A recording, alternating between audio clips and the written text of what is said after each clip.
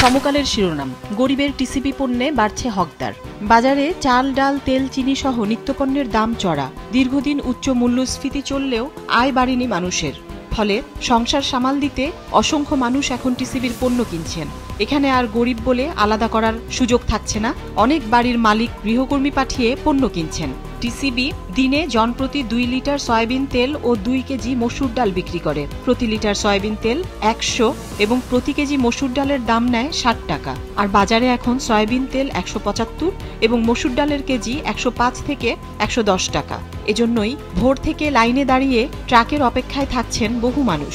বিক্রি শুরুর পর রীতিমতো যুদ্ধে সামিল হচ্ছেন অনেকে। পত্রিকাটির আরেকটি শিরোনাম, মদ্যপ তরুণের বেপরোয়া গাড়িতে পিষ্ট বুয়েট ছাত্র, গুরুতর আহত আরও 2 শিক্ষার্থী। প্রাইভেট কারে বিয়ারের ক্যান, মদের বোতল, চালক সহ 2 জনের শরীরে অ্যালকোহল ও গাঁজার উপস্থিতি।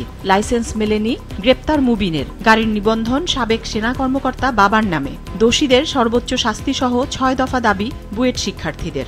গত বৃহস্পতিবার রাতে নারায়ণগঞ্জের রূপগঞ্জ এলাকার 300 ফিটে মর্মান্তিক এ দুর্ঘটনা ঘটে। নিহত মোহতাসিম বুয়েটের কম্পিউটার বিজ্ঞান ও প্রকৌশল বিভাগের 2য় বর্ষের ছাত্র ছিলেন। আহত মেহেদি ও অমিত তার সহপাঠী। পত্রিকাটির আরেকটি গুরুত্বপূর্ণ খবরের শিরোনাম, নদী সাঁতরে পাহাড় ডিঙিয়ে ঢুকছে রোহিঙ্গারা। বায়োমেট্রিক ও নিবন্ধনের বাইরে নতুন রোহিঙ্গারা, দালালরা টাকার বিনিময়ে প্রবেশে সহায়তা করছে। প্রতিবেদনে বলা হয়েছে, মিয়ানমারের রাখাইন রাজ্যে রক্তক্ষয়ী সংঘাত ও যুদ্ধে বিদ্রোহী গোষ্ঠী আরাকান আর্মি মংডু শহরের নিয়ন্ত্রণ নিয়েছে। সেখানে অনেক রোহিঙ্গার বসবাস। জান্তা সরকার সেখানে আরাকান আর্মির কাছে পরাস্ত হওয়ায় চাপে পড়ে রোহিঙ্গারা। অনেকের ঘরবাড়ি ও ব্যবসা প্রতিষ্ঠান জ্বালিয়ে দেওয়া হয়েছে। জীবন বাঁচাতে মংডু ছেড়ে অনেক রোহিঙ্গা বাংলাদেশে ঢুকে পড়ছে। প্রথম আলোর শিরোনাম, 24-এর বর্ষসেরা দেশ বাংলাদেশ, দ্য ইকোনমিস্টের তালিকা। বর্ষসেরা দেশ নির্বাচনে চূড়ান্ত তালিকায় বাংলাদেশ ছাড়াও ছিল সিরিয়া, পোল্যান্ড, দক্ষিণ আফ্রিকা ও আর্জেন্টিনা। প্রতিবেদনটিতে বলা হয়েছে, বাংলাদেশকে 2024 সালের সেরা দেশ নির্বাচিত করেছে প্রভাবশালী ব্রিটিশ সাময়িকী দ্য ইকোনমিস্ট। ছাত্র জনতার অভ্যুত্থানে, স্বৈরাচারী শেখ হাসিনা সরকারের পতন এবং বাংলাদেশের নতুন যাত্রা শুরুর বিষয়টিকে গুরুত্ব দিয়েছে পত্রিকাটি। দ্য ইকোনমিস্ট গত বৃহস্পতিবার ওয়েবসাইটে এই সংক্রান্ত প্রতিবেদন প্রকাশ করে। দ্বিতীয় সেরা হয়েছে মধ্যপ্রাচ্যের দেশ সিরিয়া। প্রথম আলোর শেষের পাতার শিরোনাম, গণ অভ্যুত্থানে হত্যাকাণ্ডের ঘটনায় 73% অভিযোগ। প্রতিবেদনে বলা হয়েছে, আন্তর্জাতিক অপরাধ ট্রাইব্যুনালের চিফ প্রসিকিউটরের কার্যালয়ে গত 3.5 মাসে অভিযোগ এসেছে 180টিরও বেশি। এর মধ্যে 153টি বিশ্লেষণ করে দেখা যায়, গণ অভ্যুত্থানের সময় সংঘটিত হত্যাকাণ্ডের বিচার চেয়ে 73% অভিযোগ এসেছে। এছাড়া আওয়ামী লীগের গত 15.5 বছরের বেশি শাসনামলে গুম খুনের ঘটনায় অভিযোগ এসেছে 23%। সব অভিযোগই তদন্তের জন্য পাঠানো হয়েছে। কারো বিরুদ্ধে অভিযোগের প্রাথমিক সত্যতা পাওয়া না গেলে তার বিরুদ্ধে মামলা করা হবে না, জানিয়েছেন প্রসিকিউটর BM সুলতান মাহমুদ। দৈনিক কালবেলার শিরোনাম, শিক্ষার্থীদের নতুন দল ঘিরে রাজনীতিতে নানা সমীকরণ। নাম, নেতৃত্ব, কমিটি ও গঠনতন্ত্র চূড়ান্ত হয়নি।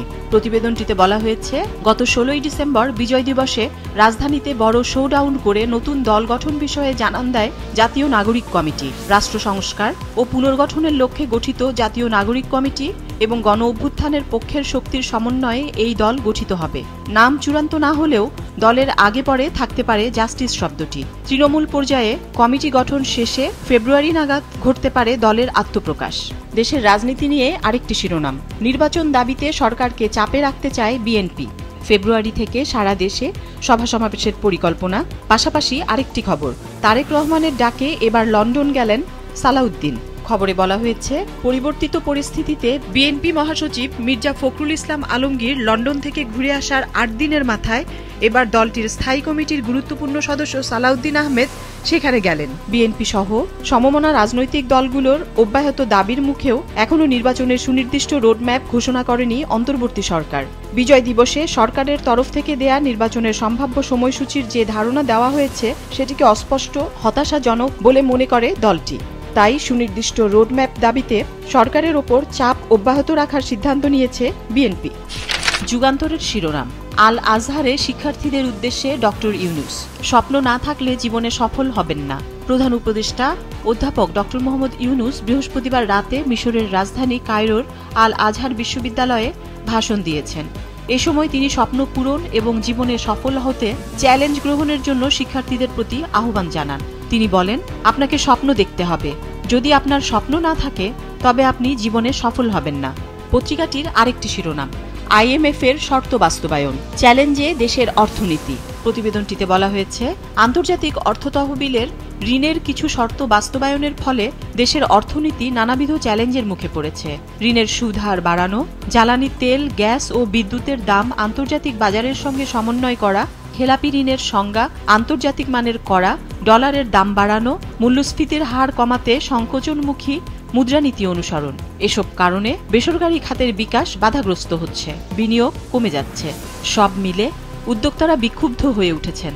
তারা ইতোমধ্যে IMF এর শর্ত বাস্তবায়নে বেসরকারি খাতে এর নেতিবাচক প্রভাব সম্পর্কে প্রকাশ্যে মুখ খুলতে শুরু করেছেন। কয়েকটি অনুষ্ঠানে উদ্যোক্তারা IMF এর শর্ত বাস্তবায়নের বিপক্ষে কথা বলেছেন।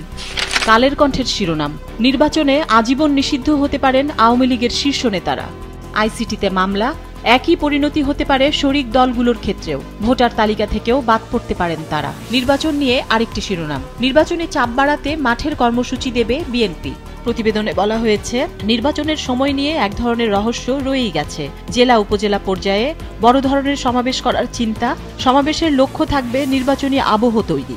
আরেকটি শিরোনাম, স্বৈরাচারের পথে যারাই হাঁটবে তাদের ধ্বংস ও অপমান অনিবার্য, বলেছেন জামায়াতের আমির। গতকাল দলটির ঢাকা জেলা আয়োজিত কর্মী সম্মেলনে প্রধান অতিথির বক্তব্যে ডক্টর শফিকুর রহমান এসব কথা বলেন। তিনি বলেন, স্বৈরাচারের পরিণতি দেখে আমরা সবাই যেন শিক্ষা নিই। যারাই এই পথে হাঁটবে তাদের জন্য ধ্বংস ও অপমান অনিবার্য।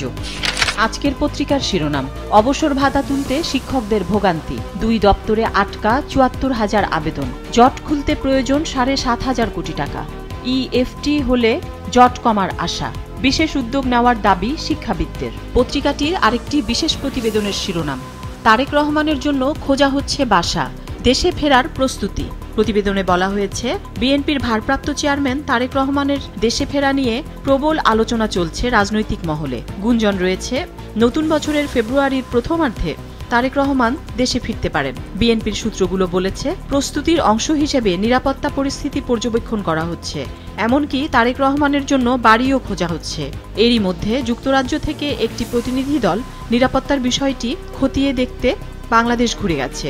আর এদিকে শুক্রবার সকালে যুক্তরাজ্য গেছেন বিএনপির স্থায়ী কমিটির সদস্য সালাউদ্দিন আহমদ। সেখানে তারেক রহমানের সঙ্গে সাক্ষাৎ করবেন তিনি। তারেক রহমানের দেশে ফেরার বিষয়ে নতুন বার্তা আসতে পারে বলেও ধারণা করা হচ্ছে।